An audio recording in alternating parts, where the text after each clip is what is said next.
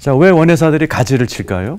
뭐 여러 가지 이유가 있습니다. 뭐 통풍이 잘 되고 또는 병충해를 막기 위해서고 또 아름답게 만들기 위해서도 있지만은 열매입니다. 사실은 좋은 열매를 맺으려 한다라는 의미가 있죠. 오늘 가지치기에 해당되는 헬라어 카타로스라는 단어를 영어 성경에서는 푸른 가지치기로 했지만 한국어 성경은 이것을 깨끗하게 하심. 그래서 요한복음 15장 2절에 무릇 열매를 맺는 가지는 더 열매를 맺게 하려 하여 그것을 깨끗하게 하신다. 굉장히 탁월한 번역입니다. 하나님 우리를 가지치는 이유를 우리는 깨끗하고 순전한 열매가 되기 위해서 하나님이 아프지만 가지를 치신다 하는 의미로서 우리 해석할 수 있습니다. 사실 근데 이 말씀은 하나님께는 아픈 과거가 있는 말씀입니다. 사실 구약에서도 하나님은 원예사로 나오시거든요. 근데 실패하셨습니다. 뭐 실패란 말은 아니지만 포도원의 노래라는 장이 있습니다. 이사야 5장입니다. 거기에 보면 주님이 탄식하시죠. 이렇게 탄식합니다. 내가 땅을 파서 돌을 제하고 극상품 포도나무를 심었도다. 그 중에 망대를 세웠고 또 그 안에 술틀을 팠도다. 좋은 포도 맺기를 바랬더니 들포도를 맺었구나. 주님은 극상품 포도주를 심었거든요. 포도를. 좋은 포도를 기다렸는데 들포도. 우리나라 말로 약하게 번역했지만 악포도입니다. 하나님이 구원하셔서 이스라엘 백성들이 정말 하나님의 백성이 되길 원했는데 악한 모습이 되었구나 하고 탄식하는 주님께서 이제 신약에 들어오셔서 하나님의 언약을 바꾸시죠. 그래서 우리를 참 포도나무이신 예수님께 접붙여 버립니다. 접붙인 우리는 그래서 하나님은 농부, 예수님은 포도나무, 우리는 가지입니다. 우리를 가지로 만드신 이유는 그런 포도원의 노래 같은 우리 주님의 안타까움에서 우리를 포도나무, 참 포도나무 예수께 접붙이시고 우리를 가지로 그냥 붙여버리시고 부지런히 다시는 내가 좋은 포도를 원했는데 들포도가 웬 말이냐 이런 말이 나오지 않도록 우리를 부지런히 이렇게 가지를 치시는 농부의 모습으로 기록되어 있습니다.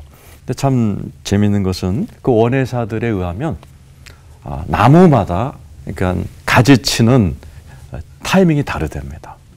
우리가 볼 때 막 하는 게 아니고 예를 들어 단풍나무 같은 이런 낙엽수들은 겨울에 한답니다. 근데 소나무 같은 나무들은 주로 여름에 해야 된답니다. 이게 시기가 다르면 나무가 말라 죽는다는 거죠.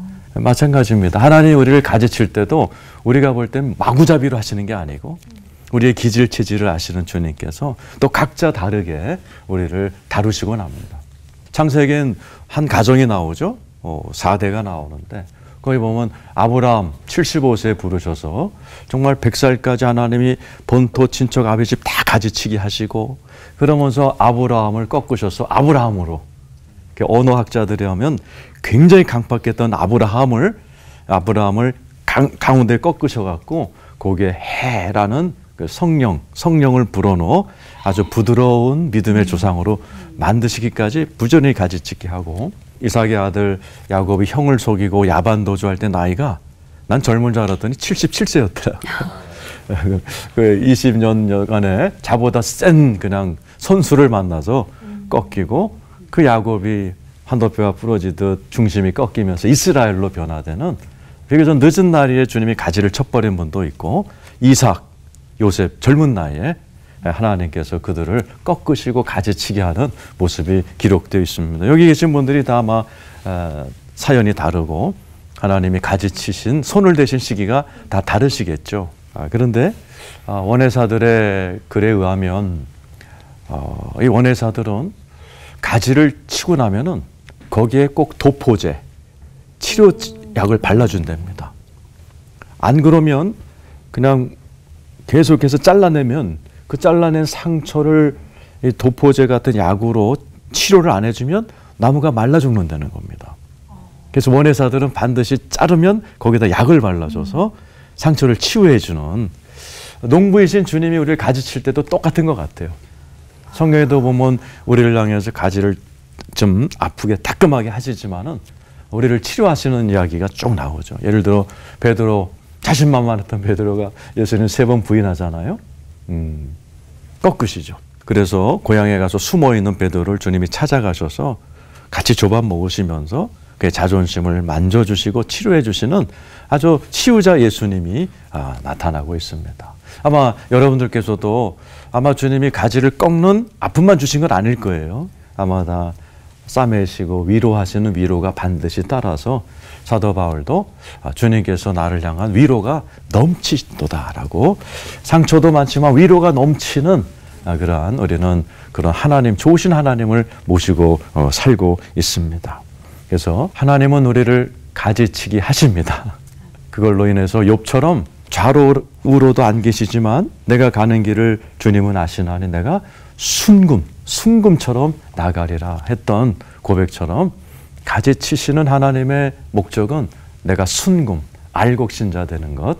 그리고 주님은 마구잡이로 하시는 게 아니라 때를 따라 나의 기질, 체질에 따라 나를 가지치게 하실 뿐만 아니라 가지칠 때 아프지만 그것을 뛰어넘는 하나님의 치유와 위로가 있다는 사실을 아시고 하나님이 여러분의 손을 댈 때마다 감사로 가지치기를 당하시는 우리 성도님들이 되시기를 축원합니다.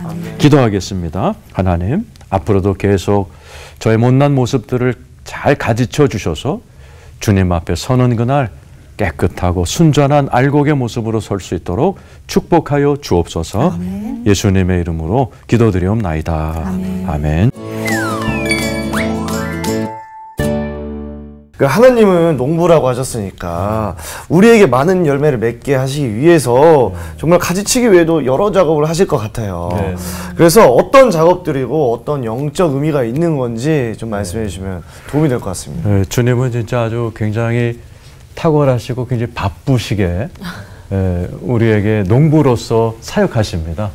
뭐 가지치기 나눴지만은 그 외에도 성경에 보면은 심으신다라는 표현이 많이 있습니다. 출애굽기에도 내가 널 애굽에서 뽑아내요 나의 약속의 성산에 심어버리겠다. 우리 주님께서 우리를 때를 따라 우리를 이곳에서 저곳으로 심으시는 모습이 나와 있습니다. 그러니까 성경에 보면 어부로서도 그 장면이 많이 있거든요.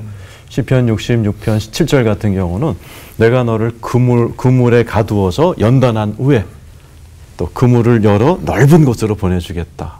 그러니까 어부의 모습으로도 또 농부의 모습으로도 그래서 우리를 때를 따라 이렇게 심으시죠. 신학교가 사실은 모판이라는 단어에서 나왔습니다. 세미나리라는 단어가 신학교 3년 동안 모판에다 심어놓고 때가 되면은 들에 나가서 놈을 심듯이 이렇게 하나님은 여기 계신 분들도 다 심으신 분들이죠. 저기 계신 분들은 방송국 또 제작진을 심으셨고 여기 패널들 심으셨고 저는 대구에다가 심으셨고 하나님 농부로서 우리를 심으시는 그런 하나님이고 또 우리 주님은 내 주변의 잡초를 제거하시는 그래서 예수님 비유에도 나오죠. 예수님 이 가라지가 어디 있었던 겁니까? 그랬더니 원수가 심어 놓았구나. 그럼 뽑을까요? 그럴 때 놔둬라. 때가 되면 뽑겠다라고 그러셨거든요. 그래서 시편 37편 35절 36절에 이런 표현이 나와요. 너를 괴롭히던 자들을 한번 찾아보라. 네가 찾아도 못 찾을 것이다. 그러니까 나를 괴롭히고 힘들게 하던 그런 파트너들이 있거든요. 근데 어느 날이 되면은 진짜 오늘 말씀처럼 찾아도 없어질 때가 있습니다. 하나님께서 가라지를 제거해 주시는 농부의 역사지요. 그 외에도 하나님이 타작마당에서 우리를 타작하는 장면이 나옵니다. 이 타작이란 말이 히브리 말로 연단이란 뜻입니다.